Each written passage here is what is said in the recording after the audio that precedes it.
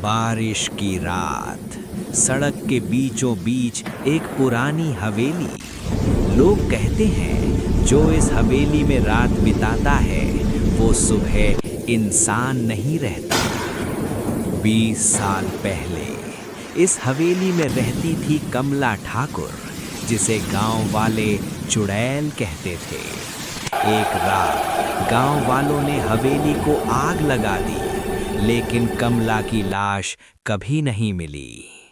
उस दिन के बाद हर अमावस्या को हवेली से चीखें सुनाई देती हैं। आज 3 यूट्यूब ब्लॉगर दोस्त आरव, समीर और नेहा हवेली में रात बिताने का चैलेंज लेते हैं। नेहा, सब अफवाह है, कैमरा ऑन रखो।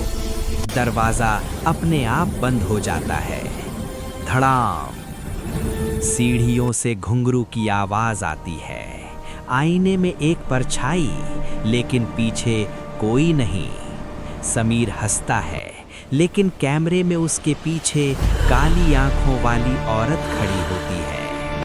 कैमरा अचानक ऑफ हो जाता है।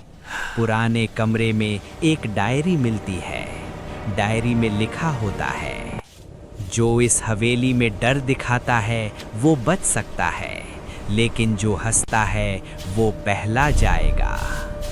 तभी समीर चीखता है और अंधेरे में गायब हो जाता है। कमरे की दीवारों से खून टपकता है।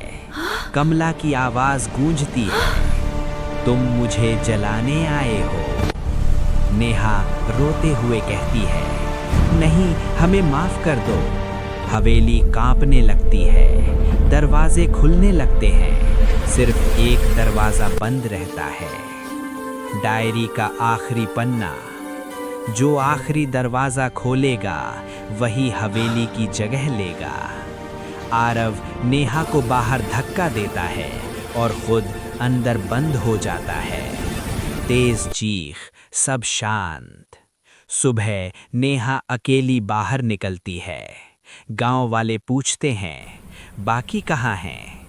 नेहा मुस्कुराती है, उसकी आंखें काली हो जाती हैं और पीछे हवेली से आवाज आती है, अब ये मेरी हवेली है। अगर तुम्हें एक